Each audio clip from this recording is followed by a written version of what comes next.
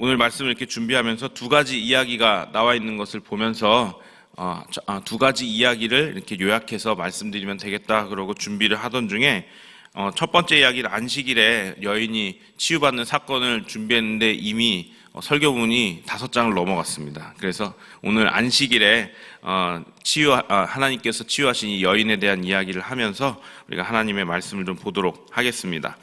오늘 이 말씀에 보시면 안식일에 한 회당에서 있었던 이 치유의 기적에는 3명의 등장인물이 나오고 그리고 무리들이 등장을 합니다. 18해 동안 귀신 들려 고통당하던 한 여자가 첫 번째로 등장하고 두 번째는 그 여자를 보시고 치료해 주신 예수님, 그리고 안식일에 병 고치는 것을 보고 분낸 회당장, 이렇게 3명의 등장인물이 있고 그리고 그 장면을 지켜보고 있었던 많은 무리들이 이렇게 등장합니다. 오늘 보시면 옹졸한 사람으로 인식되는 이 회당장, 안식일에 병을 고치신 예수님을 향해서 말한 내용이 있습니다. 이런 내용이죠. 일할 수 있는 6일이 있는데 왜 꼭 병을 안식일인 오늘 고쳐야 하느냐라고 이렇게 무리들에게 엄포를 놓습니다. 회당장이 이렇게 말한 이유가 2가지가 있는데요. 첫 번째는 죽을 병이 아니기 때문에 안식일이 지난 다음에 치료했어도 된다라는 자신만의 논리가 있습니다. 그렇죠? 두 번째는 안수하는 것은 노동에 해당하기 때문에 선포로만 치료해야 한다는 논리를 또 가지고 있습니다. 그러니까 이런 거예요. 병을 고칠 때 오늘 말씀해 보시면 예수님께서 안수하시니 여자가 곧 펴고 하나님께 영광을 돌리는지라. 그러니까 예수님께서 안수하시면서 이 여자를 고치셨습니다. 근데 여기 보시면은 이 매일 성경에도 나와 있지만은 안수하는 것 자체가 일로 여기는 거예요. 그래서 꼭 말로만 선포하는 것으로만 고쳤어야 한다라는 게 이 회당장의 이 논리인 것이죠. 굉장히 어처구니없는 일이 아닐 수가 없습니다. 모세를 통해서 주신 하나님의 그 율법이 1000년이 넘는 시간이 지나면서 사람들은 율법을 점점 세분화해서 지키는 방법을 이렇게 만들어 가기 시작했습니다. 마치 지금 시대에 법을 새롭게 제정하고 또 개정하듯이 하나님께서 주신 율법을 사람들이 이 시대와 상황에 맞게서 자신의 그 말로 세분화시켜 갔죠. 그러나 이 율법은 하나님께서 율법을 주신 이후에서 점점점 멀어져서 본질을 잃은 채 이렇게 지켜야 하는 행위로만 인식되면서 변질돼 왔습니다. 이러한 상황에 이런 상황과 세분화된 율법을 예수님께서 또한 잘 알고 계셨죠.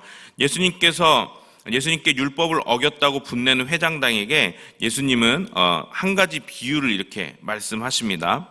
이렇게 말씀하시죠. 좀 쉬운 말로 풀어서 말씀드리겠습니다. 이 겉과 속이 다른 사람아, 너희가 안식일에 소나 나귀를 외양간에서 풀어서 물을 먹이지 않느냐? 그러면 18해 동안 사단에게 매임받은 이 여자를 안식일에 이 매임에서 푸는 것이 당연한 것 아니냐라고 이렇게 말씀을 하십니다. 여기에서 예수님께서 하신 비유에 풀어서라는 단어와 푸는 것이라는 단어가 원어인 헬라어에서 똑같은 단어가 사용이 되었습니다. 간단하게 예수님의 비유의 말씀을 생각해 보면 이렇습니다. 안식일에 외양간에 매여 있던 너희 소나 나귀를 푸는 것은 일이 아니고 안식일에 사탄에게 매여 있던 아브라함의 딸을 푸는 것은 일이라는 거냐라고 이렇게 반론을 제기하시는 거예요. 그러니까 너네들 안식일에 나귀하고 소 물 먹이려고 그 외양간에서 풀잖아 라고 이렇게 말씀하시죠. 그거는 일이 아니고 오늘 내가 이 사탄에게 매임받은 이 여자를 푸는 것, 이거는 일이라는 거냐? 똑같이 푸는 건데 어떤 건 일이고 어떤 건 일이 아니라는 거냐라고 이렇게 말씀하시죠. 사실 전곡을 정확하게 찌르신 것입니다. 이처럼 그 당시에는 일이냐 아니냐라는 것으로 안식일을 지켰느냐 어겼느냐를 판가름하였는데 일이냐 아니냐를 정한 것은요 다름 아니고 하나님이 아니십니다. 하나님이 소나 나귀를 외양간에서 푸는 거는 일이 아니다라고 제정해 주셨겠습니까? 아니에요. 그럼 세분화된 상황들은 사람들이 정한 것이에요.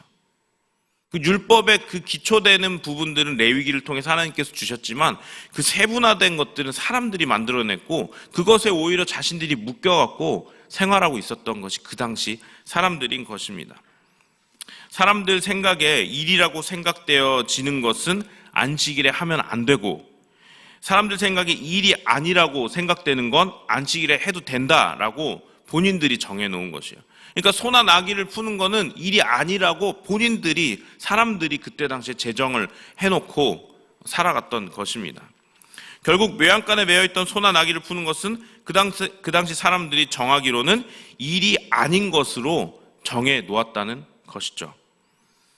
자신들이 정했다는 것입니다. 사람들이 정해놓은 그 법이 율법을 주신 예수님마저도 율법을 어긴 사람으로 만들어 버리는 어처구니 없는 상황이 계속 펼쳐지고 있는 것이에요. 그렇잖아요. 율법을 만드신 분이 누구세요? 하나님이시잖아요. 우리 예수 그리스도이십니다. 근데 예수님이 안식일에 이렇게 행했다고, 이거 예수님 율법 어겼다고, 율법을 만드신 분한테 율법을 어겼다고 그렇게 하고 있는 거예요. 참 어처구니 없는 일이죠. 예수 그리스도를 믿는 우리들은 그 당시 사람들처럼 이렇게 율법으로 인해서 예수님을 오해할 일은 전혀 없습니다. 예수 그리스도를 믿는 저희들은 그렇죠.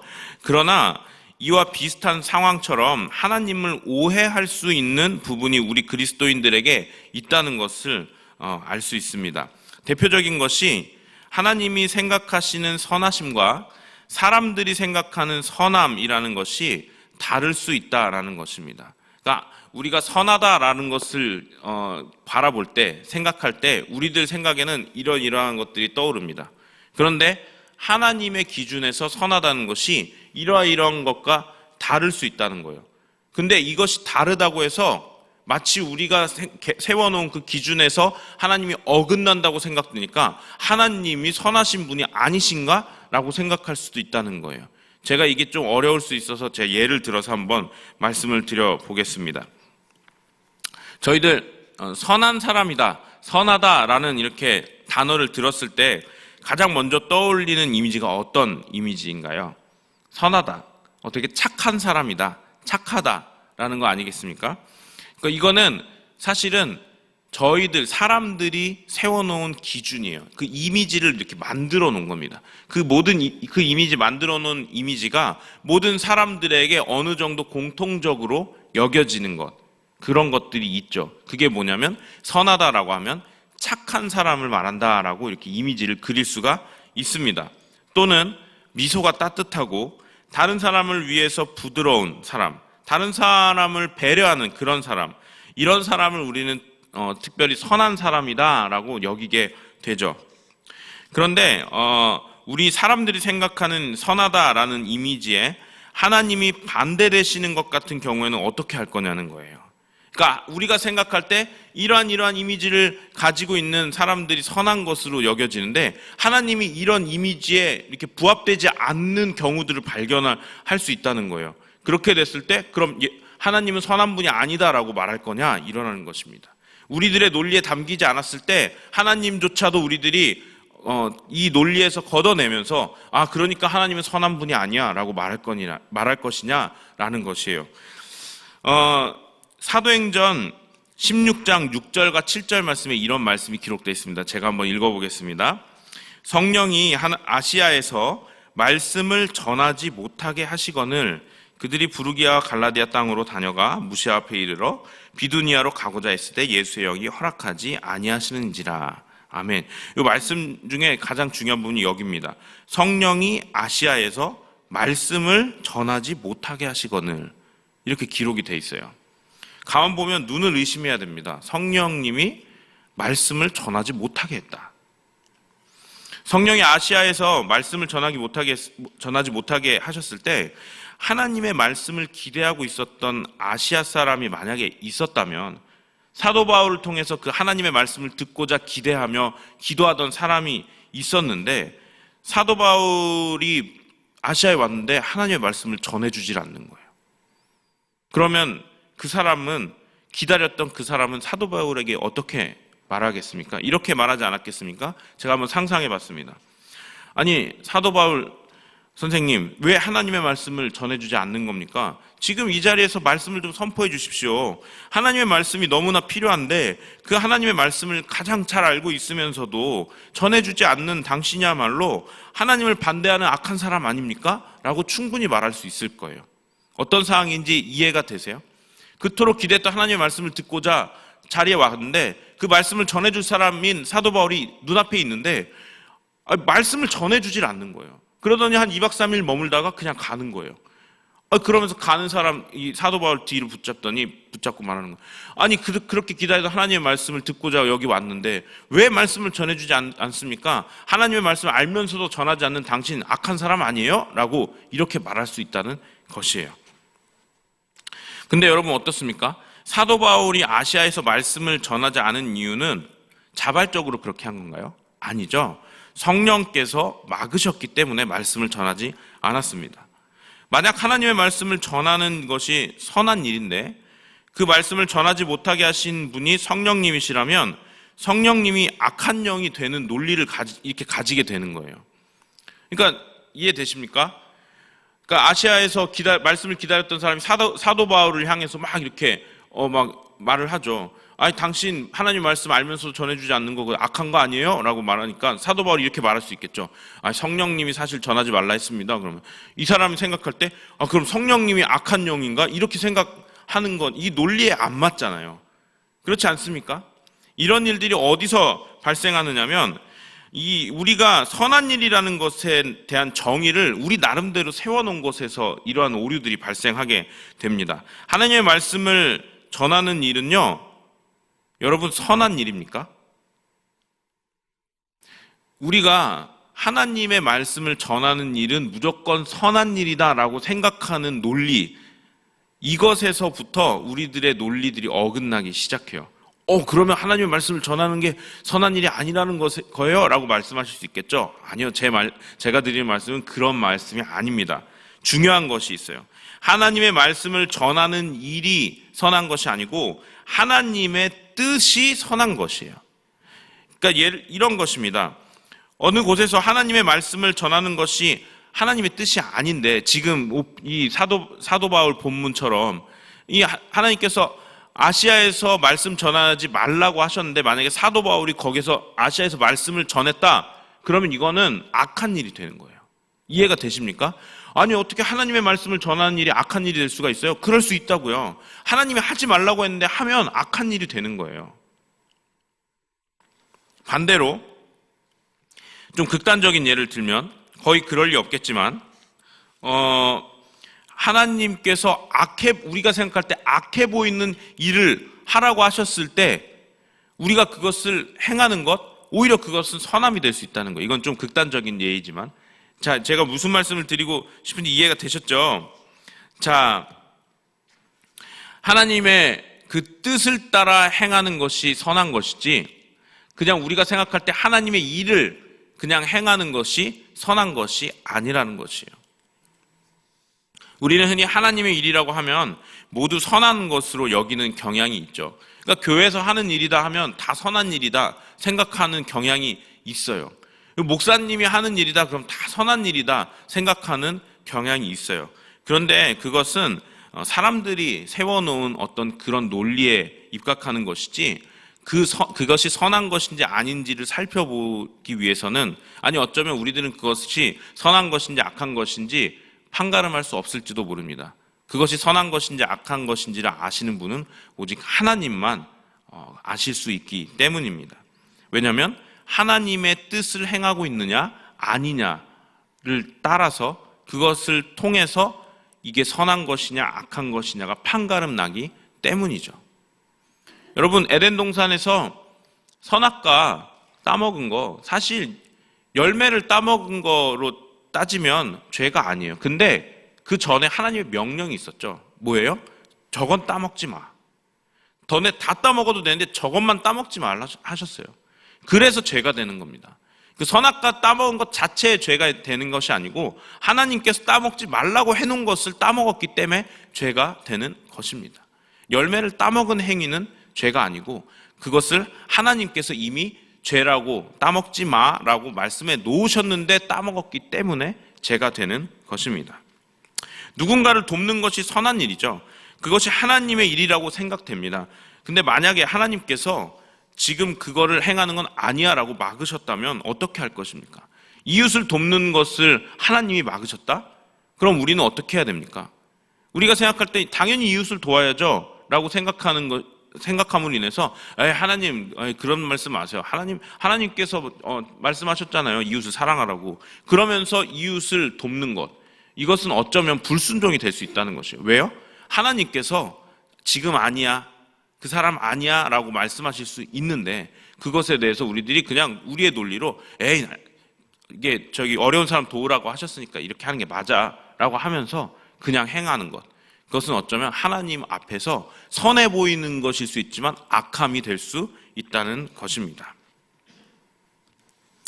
2015년에 마틴 루터의 종교개혁 500주년을 맞이해서 제가 독일 교회에 초청을 받아서 찬양팀으로 이렇게 섬길 기회가 있었어요. 그래서 거의 공짜로 독일에 갔다 왔습니다.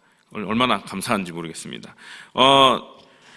그 독일에 갔을 때 그 당시 말씀 전해주시는 강사님이 제가 그때 당시 섬기던 수영록교회 이규현 목사님이랑 그리고 서울의 삼일교회 송태근 목사님, 가끔 성서학당에도 나오시죠. 그리고 지구촌교회 진재영 목사님이셨어요.